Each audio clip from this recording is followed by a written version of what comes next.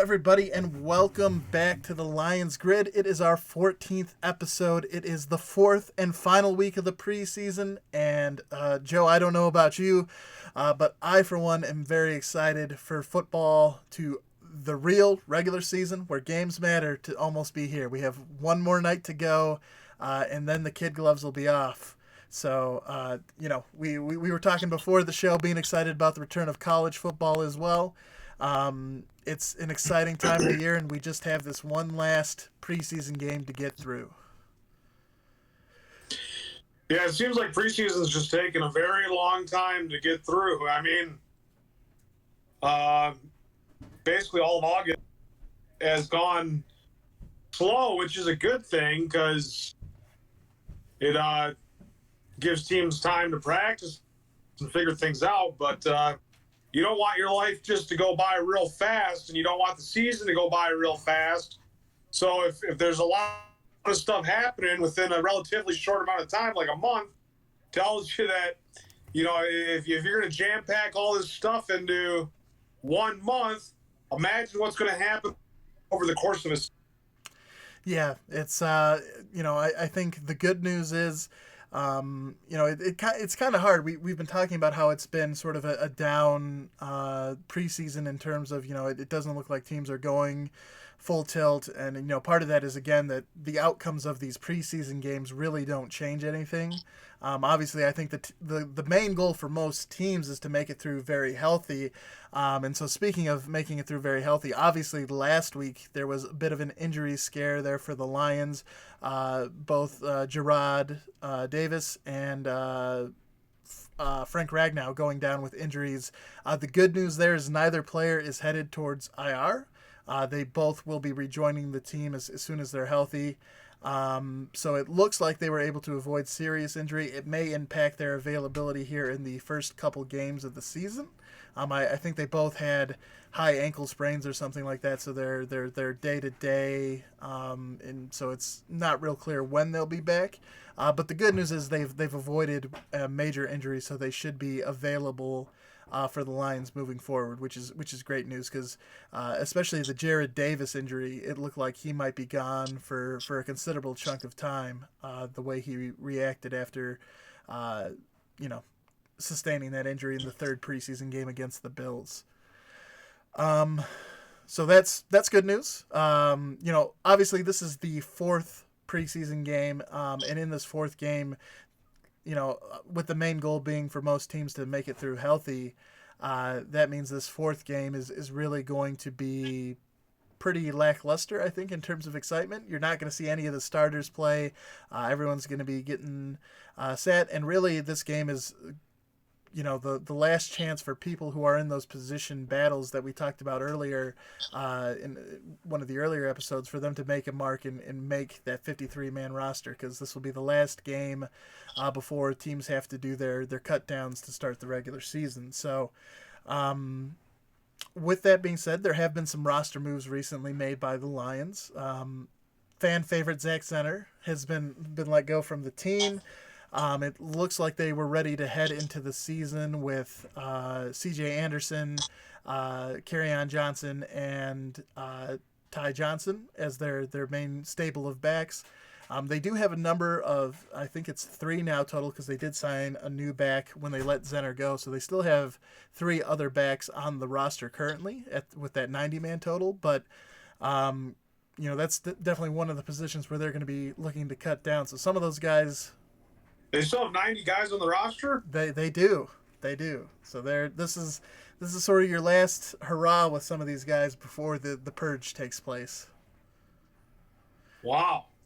To have 90 people still on the roster, that's a lot of cut down. That's the purge, like you call it.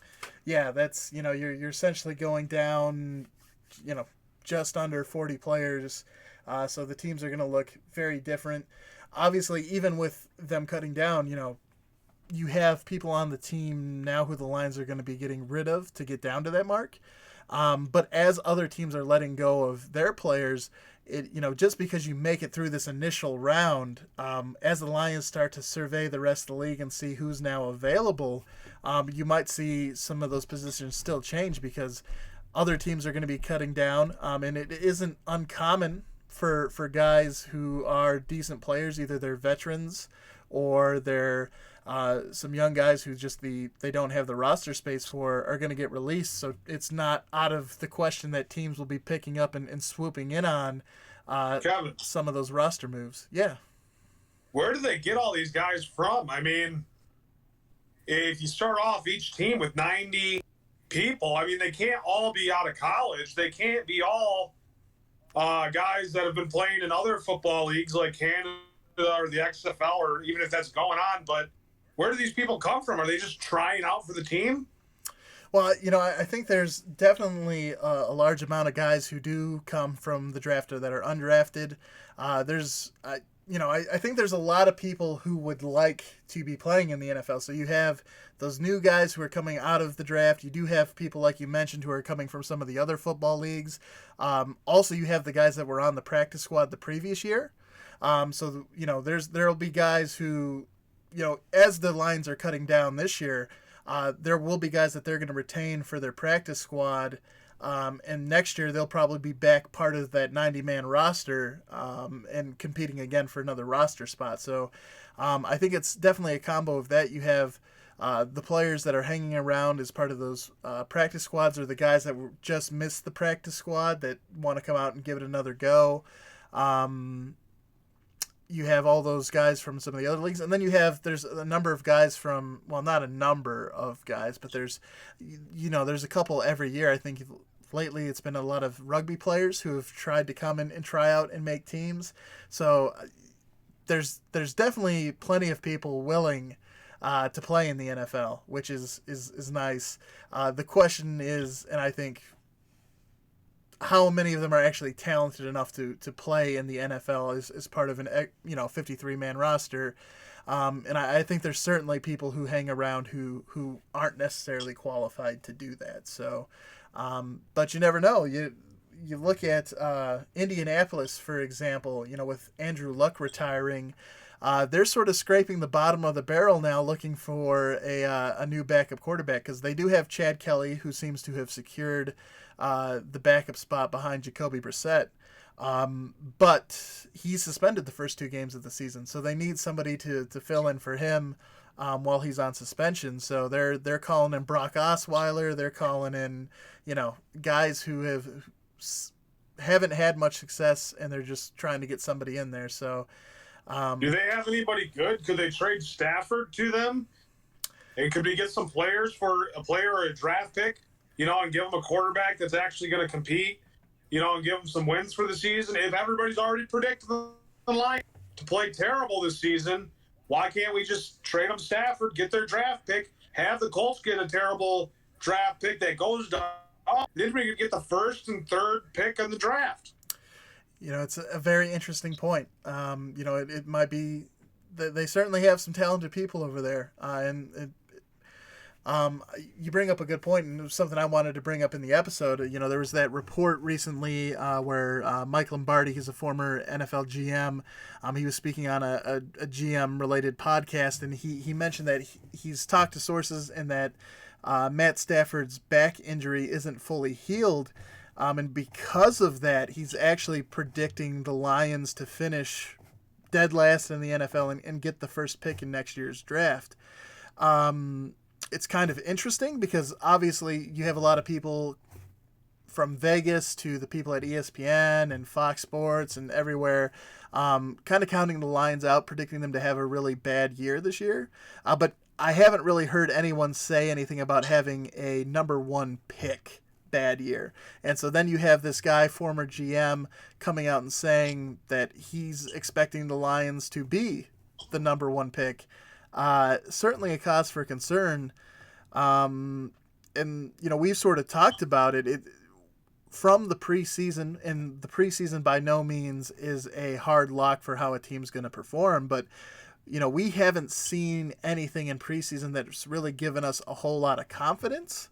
And when you hear all these people connected to the NFL come out and think the Lions are going to play so bad, all we've really known from the Lions in the last 50 years is bad. So it doesn't do a whole lot to build a lot of optimism or hope as we head into the season. Yeah, I guess I never thought of them being a team that would be competing for that first pick. Obviously, you have teams like the Giants, who should be really bad. You can include some other teams in there like Washington, who just, they are definitely years away from competing at a high level. I think the hope of Martha Ford when she brought Matt Patricia in, coming off those 2 9-7 seasons, was that the Lions were there where they needed to be to compete for the play, not only for winning making the playoffs, but for winning the NFC North and challenging for potential Super Bowl berth. But if we're going in the course of 2 seasons, it'll be 2 seasons. We'll go from 9-7 to 6-10 to the first pick in the draft, which means we'll probably only get 2 or 3 wins. That would be worst case scenario to me at that point. That's regression to the extreme. I mean, yeah. How do you go from Jim Caldwell, who gets you in the playoffs, has a winning record as the head coach, to getting the guy Bob Quinn and getting Matt Patricia over here, and essentially, not really making these guys come. Caldwell was all right. He lacks. I don't know. I don't think he was a bad coach. Mm-hmm. If I had to compare the two between Caldwell and Patricia, right now I'd say Caldwell was a better coach for the Detroit Lions. He was a better coach in general. I still haven't seen anything out of Patricia that makes me go like, yeah, this guy, I'm happy to have him as coach. Last year I was all on his case. I didn't agree with a lot of the stuff he did. The only impressive victory he got was against the Patriots. And, this season isn't shaping up to look like anything better. So it's just kind of, we're going to have to watch the season, mm-hmm. watch it unfold, 16 weeks of football games for the Detroit Lions, and see how they perform. And I guarantee you, if he has a record of 8-8 or under, he's gone. Maybe Bob Quinn's gone, and they're gonna come in with a new philosophy, because we don't have time to wait 3 seasons, 4 seasons. Last year was an exception. Last year was like, we've had Bob Quinn here for 2 seasons. He just got Patricia in. All right, let him get accustomed to the team. Let him get his personnel. Mm-hmm. So now he's got Trey Flowers.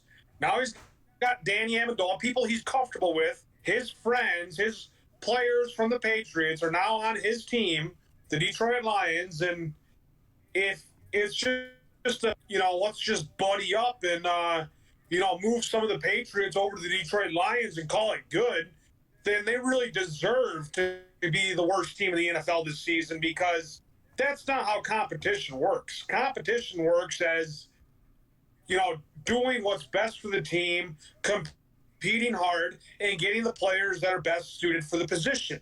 Not the buddy up type of, oh, well, let me scratch your back, I'll scratch your back. Yeah, it's I think you touched on really the ultimate point there, and it's one of those things where we're going to have to wait and see how the games unfold. And that's really going to be the big judge of it. And you're right. Like, I think if they come out and have regressed to that point, even if they regress to the point where they have, or I guess it wouldn't be regression at that point, but if they have another 6-10 season, I think there needs to be some changes made in the front office, because that's, it's just not where you want to be. So, I think the big thing is just going to be able to see what happens. Obviously, we have to make it through the game against the Browns tonight before we start taking a look ahead to the first week's game against the Cardinals. So hopefully, we'll make it through this game without any major injuries. We'll be able to lock in, the back part of our roster. And then the big thing is going to be starting off the season strong. And, what really surprised me, going back to Mike Lombardi's comments about the Lions being one of those teams that would be the team with the number 1 pick, is that I look at the first 2 games of the season, Arizona Cardinals and the Los Angeles Chargers. I think those are 2 games that the Lions can win. With the Cardinals, I think obviously it's a rookie quarterback with a rookie coach, their first real NFL game. I think that obviously there's an opportunity there for the Lions to be successful. Week 2 against the Chargers, the Chargers have a bunch of injuries. They might be without Melvin Gordon. They're without their best player in Derwin James, their safety. He just had surgery. They're definitely vulnerable. So if you look at just who their opponents are, there's most certainly a chance for the Lions. And Joe, you've mentioned it, and we've talked about it. The most important thing I think for the Lions is going to be to start the season off strongly and on a good note. Just looking at it on paper, I think they have an opportunity to do that against the Cardinals and the Chargers. So I mean, for me, that would make it more disappointing for the Lions. Like them starting out the season 0-2. Normally, I wouldn't be super down on them. There's still 14 games to go at that point, but on paper, when these are 2 games where you should be able to be competitive and should be able to get a win, and we're talking about the urgency, the need to start the season off on a high note, for me it would be very disappointing if we don't win at least one of those games. If we start 0-2 at that point, knowing that the rest of the 5-game stretch there is going to be difficult to start the season, it would be disappointing to me. And yeah, I think the Lions have a great opportunity ahead of them. The real test is going to be what they do on the field, because it's at this point, I think everyone's looked at the season. We've looked at it from all the different angles. All that's left to do is to play the game. So it's kind of put up or shut up time for Matt Patricia, Bob Quinn, and the Lions. You have to prove it in your play, and we're almost to the point where they're going to have the opportunity to do that. So it's kind of hard to get a read on them just from what we've seen, but we'll the proof is in the pudding, as they say. So we'll see how things go once they actually kick off the regular season. But yeah, I mean, again, tonight's game is against the Cleveland Browns. It's the 4th preseason game, so it's probably going to be, in terms of entertainment value, I mean, I might tune in for the first half. I don't expect to watch all full 4 quarters of the game. Is there anything in particular, Joe, that you're going to have your eye on for this 4th game? Is there any player who you know is on the bubble that maybe you're interested in seeing how they're going to do? I know for myself, there is obviously TJ Hawkinson is the tight end draft pick that gets a lot of the attention. But we did also have another tight end that we drafted in the 6th round, Isaac Nwada. And so far, he has, I believe, more drops than catches in the preseason, which we have quite a few tight ends on the roster. Obviously, the 2 big ones are TJ Hawkinson and Jesse James. But I believe there's 3 or 4 other tight ends currently on the team. So for Isaac Nwada, again, he was a late round draft pick, so it's not really the end of the world if he doesn't make the regular 53-man roster. But he is a guy that I'm interested in seeing to see if he can do enough here in Game 4 to secure himself a roster spot. Is there anyone that you've got your eye on?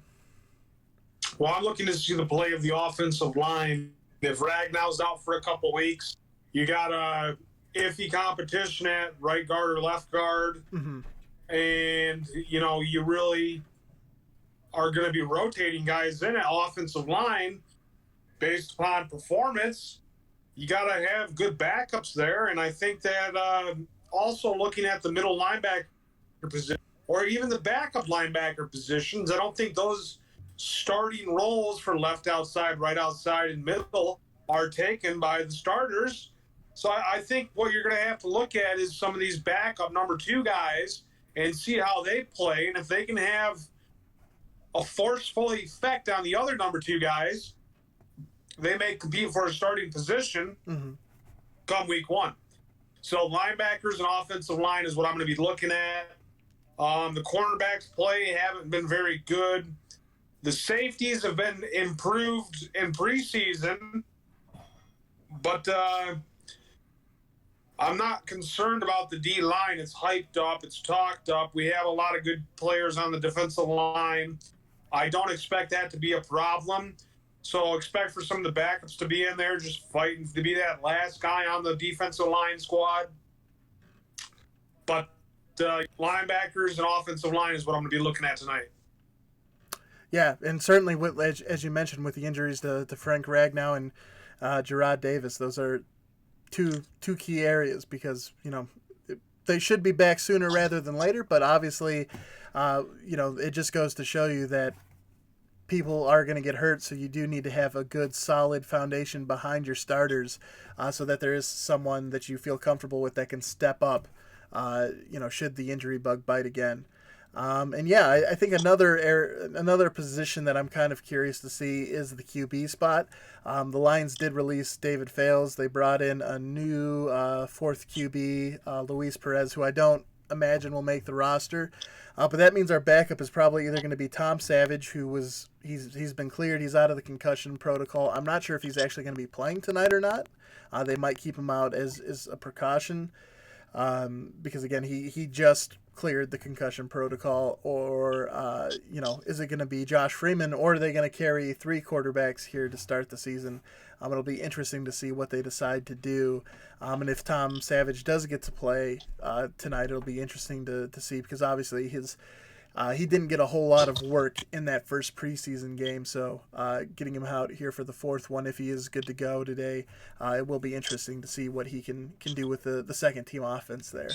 Because, if going back to that Michael Lombardi comment, if Stafford's not 100%, and he does have a lingering back injury, and if that causes him to miss time, obviously our backup QB position is going to be extremely important. And quite frankly, I like many Lions people interested in the Lions, don't really have a whole lot of faith in what you're seeing right now from that backup position. There's, I think, definitely one of the sketchier QB depth charts in the league, so it'll be interesting to see how everything plays out there as well. But yeah, it's a fourth preseason game, so like I've said, not going to be super interesting, but there are some storylines. Like I said, I'll probably watch the first half, maybe definitely read some articles and recaps afterwards about what other people who it's their job, so they actually watch the full game, get their takes on some things, because that fourth preseason game is hard to sit through, knowing that you're not going to see any real star power out there, but still certainly value for teams, as we've pointed out here. But yeah, that will do it for episode 14. If you enjoyed the show, please do help the channel grow. Hit that like button, hit subscribe. Subscribing is a big way to support us, and we do appreciate everyone who has both liked and subscribed our videos and subscribed to our channels in the past. It means a lot to us, and it does have a big impact on the channel. So, if you haven't had a chance to do so, we invite you to join the little Lions Grid community we're building here. And if you're already subscribed, welcome back, and we thank you for continuing to stick with us as we ride this train and build here on YouTube. So that will do it for today's episode.